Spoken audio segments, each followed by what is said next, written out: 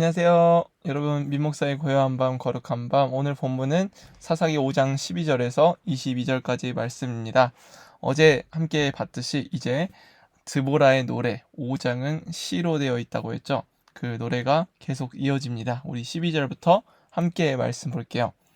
깰지어다 깰지어다 드보라여 깰지어다 너는 노래할지어다 일어날지어다 바라기여 아비노함의 아들이여 내가 사로잡은 자를 끌고 갈지어다. 그때 남은 귀인과 백성이 내려왔고 여호와께서 나를 위하여 용사를 치시려고 내려오셨도다. 에브라임에게서 나온 자들은 아말렉의 뿌리 박힌 자들이요 베냐민은 백성들 중에서 너를 따르는 자들이요 마길에게서는 명령하는 자들이 내려왔고 스불론에게서는 대장군의 지팡이를 잡은 자들이 내려왔도다. 이사갈의 방백들이 드보라와 함께하니 이사갈과 같이 바락도 그의 뒤를 따라 골짜기로 달려 내려가니 르우벤 시냇가에서 큰 결심이 있었도다. 내가 양의 우리 가운데에 앉아서 목자의 피리 부는 소리를 들으면 어찌 됨이냐. 르우벤 시냇가에서 큰 결심이 있었도다. 길르앗은 요단강 저쪽에 거주하며 다는 배에 머무름이 어찌 됨이냐. 아셀은 해변에 앉으며 자기 항만에 거주하도다. 스불론은 죽음을 무릅쓰고 목숨을 아끼지 아니한 백성이요 납달리도 들의 높은 곳에서 그러하도다. 왕들이 와서 싸울 때에 가나안 왕들이 무기또 물가 다안악에서 싸웠으나 은을 탈취하지 못하였도다. 별들이 하늘에서부터 싸우되 그들이 다니는 길에서 시스라와 싸웠도다. 기손강은 그 무리를 표류시켰으니 이 기손강은 옛 강이라 내 영혼아 내가 힘있는 자를 밟았도다. 그때 군마가 빨리 달리니 말굽 소리가 땅을 울리도다. 아멘. 오늘 본문을 보니까 깰지어다 드보라여 깰지어다라고 시작을 합니다. 이제 전쟁을 앞두고 임박한 모습을 우리는 알 수 있어요. 그런데 이 전쟁은 사람의 전쟁이 아니라 바로 하나님께서 싸우시는 전쟁이라고 몇 번 거듭해서 말씀드렸죠. 13절을 보니까 그래서 여호와께서 나를 위하여 용사를 치시려고 내려오셨도다 라고 말하면서 19절에서도 왕들이 와서 싸울 때 가나안 왕들이 무기또 물가 다안악에서 싸웠으나 은을 탈취하지 못하였도다 라고 하죠. 사람의 욕심과 정치적인 야망으로 비롯된 것이 아니라 바로 하나님께서 싸우시는 전쟁임을 우리는 알 수 있습니다. 그리고 14절에 이렇게 말하죠. 에브라임에게서 나온 자들은 아말렉의 뿌리 박힌 자들이요. 자, 아말렉이 어떤 사람입니까? 바로 이스라엘의 철천지 원수죠. 적입니다. 그런데 에브라임에게서 나온 자들이라고 해요. 이것은 여러 가지 해석이 가능하지만 에브라임에 살던 아말렉 사람들을 말합니다. 자, 그렇게 하나님의 전쟁이 이루어지는 가운데에 이스라엘 백성들, 많은 지파들이 함께 했어요. 그래서 스불론, 이사갈, 납달리 이런 많은 지파들 그리고 마길, 에브라임, 베냐민 이런 지파들은 함께 했는데 거기에 참여하지 않는 지파들도 있었습니다. 가장 대표적으로 15절 16절에 나타나는 르우벤 지파들이에요. 이 르우벤 지파는 두 번 중요한 문장이 반복됩니다. 큰 결심이 있었도다. 15절도 16절도 큰 결심이 있었도다 이렇게 말하죠. 그런데 이 큰 결심과는 반대로 어떤 모습을 보입니까? 양의 우리 가운데 앉아서 목자의 피리 부는 소리를 듣고 있었다라고 해요. 그러니까 마음에 큰 결심이 있었더라도 그들이 강가에서 피리 부는 소리를 들은 것처럼 행동하지 않았다는 것을 우리는 알 수 있습니다. 전쟁에 정작 참여하지 않았다는 것을 우리는 알 수 있어요. 그리고 그 뒤에도 길르앗, 단, 아셀 이들도 함께 전쟁에 참여하지 않고 자신이 살고 있었던 또한 그곳에 머물러 있다는 것을 우리는 알 수 있습니다. 자, 그렇지만 하나님께서 싸워서 이기죠. 20절에 보면 별들이 하늘에서부터 싸우되라고 말합니다. 별들은 구약 성경 전체를 보면 하나님의 명령을 대신하고 또한 하나님께서 바라고자 하는 뜻을 또한 그것들을 나타내는 존재로 쓰여요. 하나님의 뜻을 전달하는 매개체로 사용된단 말이죠. 그런 별들이 하늘에서부터 싸워 이제 시스라와 싸워 이기게 됩니다. 오늘 또 본문에 또 다시 한번 반복되는 것이 출애굽기 15장과 흡사한 묘사예요. 21절과 22절을 보니까 강에 있는 자들이 밟히고 또한 많은 군마들이 있었지만 몰살당하게 되죠. 출애굽기 15장 4절과 5절에서도 제가 여기 본문에 써두진 않았는데 이렇게 말합니다. 그가 바로의 병거와 그의 군대를 바다에 던지시니 최고의 지휘관들이 홍해에 잠겼고 깊은 물이 그들을 덮으니 그들이 돌처럼 깊음 속에 가라앉았도다. 아멘. 모든 전쟁은 하나님께 속하였으며 하나님께서 대신 싸우시고 이스라엘과 적군인 수많은 이방 민족들을 하나님께서 진멸하신다라는 것을 우리는 알 수 있습니다. 이것을 통해 우리 두 가지 함께 볼게요. 첫 번째, 나는 함께 하고 있는가? 라는 질문입니다. 여러분은 어떠세요? 여러분 신앙생활 하시면서 혹여나 나의 신앙은 내가 지키면 되지라고 생각하거나 나랑 하나님과의 관계면 끝이지 뭐 라고 생각하고 있진 않으십니까?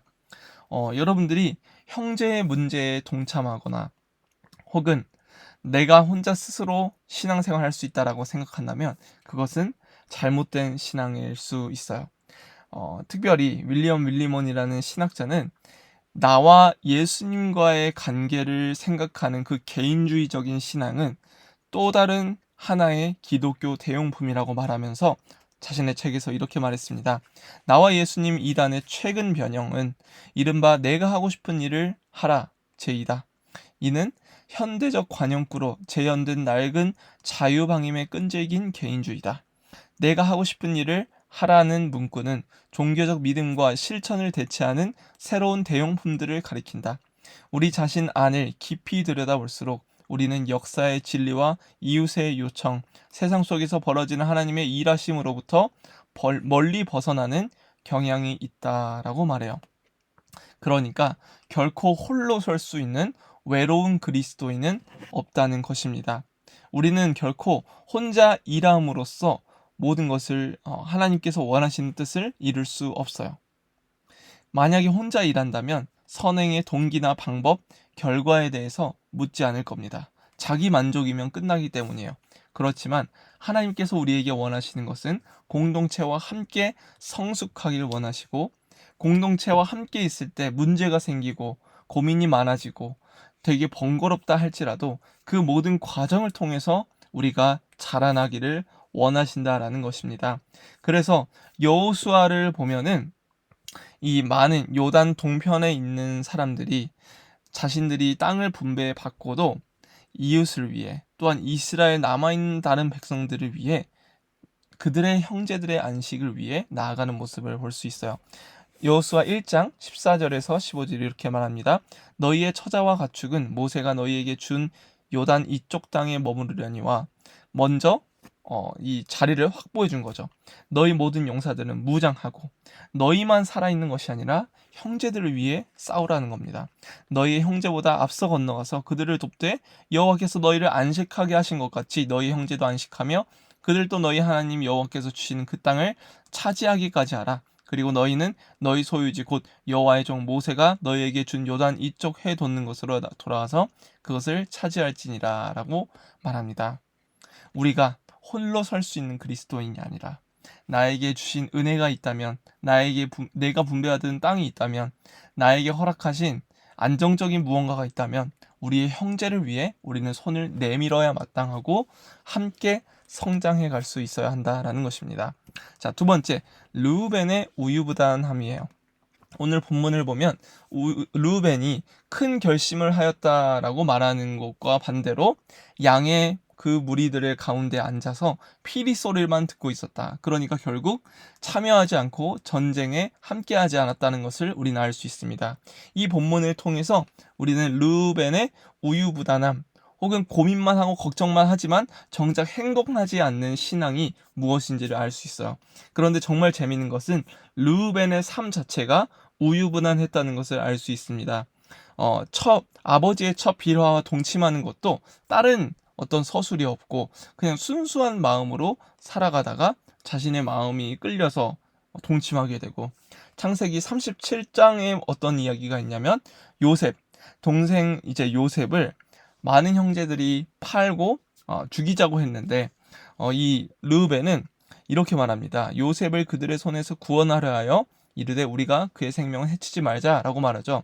이렇게 말했으면 르우벤이 끝까지 요셉을 보호해주고 요셉을 책임졌어야 하는데 그렇지 않아요. 르우벤이 자리를 비우는 사이에 상인들이 오게 되고 형제들은 이 요셉을 팔아 넘기게 되죠.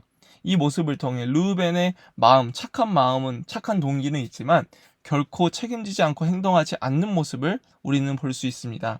그리고 그 일들로 하여금 창세기 49장은 르우벤에게 이렇게 말하죠. 르우벤아 너는 내 장자요 능력이요 기력이 시작이라 위풍이 월등하고 권능이 탁월하다마는 물의 끓음 같은 즉 여러분 물이 끓으면 어떤가요? 증기로 다 사라지죠. 다 흩뿌려집니다. 매우 가벼워요. 그렇듯 너는 탁월하지 못하리니 내가 아버지의 침상에 올라 더럽혔음이로다. 그가 내 침상에 올랐었도다. 이렇게 말합니다. 르우벤은 아주 우유부단한 사람이었고 마음을 먹는 것과 동시에 자신의 결심이 사라지는 그런 사람이었어요. 자, 이렇듯 선한 마음을 하나님께서 르우벤에게 주셨고 또한 르우벤은 행동했었어야 합니다. 그렇지만 행동하지 않았다는 거예요. 여러분, 하나님께서 주시는 마음이 있을 때에 행동하는 것이 너무나 중요합니다. 용서하고자 하는 마음이 있다면 내가 쪽팔리더라도 먼저 손 내밀어주고 사랑해야 할 일이 있다면 밉지만 먼저 손을 내밀어야 하는 거예요. 저도 마찬가지입니다. 많은 관계 속에서 어려움이 있고 특별히 가까운 사람과의 어려움이 있는데 그 가운데에서 먼저 손 내밀라고 하시는 분이 바로 하나님이신 거예요.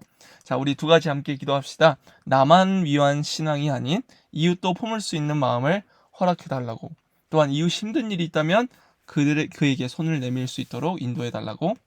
두 번째로 우유부단하며 망설이기보다 하나님 주신 마음으로 전진하게 해달라고 우리 함께 기도하십시다.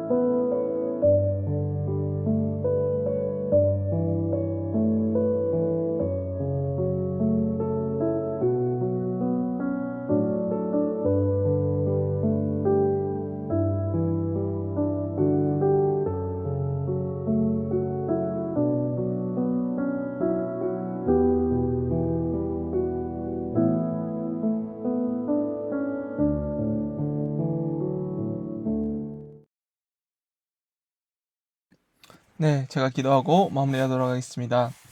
하나님, 우리의 삶 가운데 홀로 설 수 없는 신앙은 결코 있을 수 없다는 사실을 기억하면서 우리의 이웃과 함께 성숙해 나갈 수 있도록 인도하여 주시옵소서.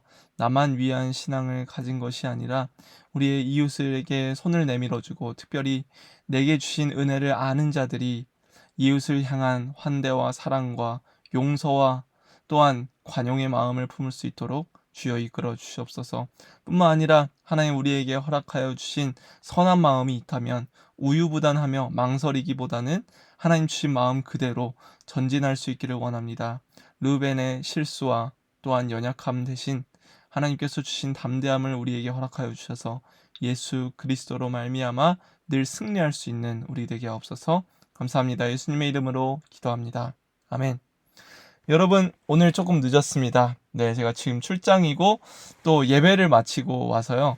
이제 올려드리는데 이 말씀 묵상으로 오늘 또 승리하시고 내일 또 하나님께서 주신 활기찬 아침으로 하루를 맞이하기를 간절히 원합니다. 안녕히 주무세요.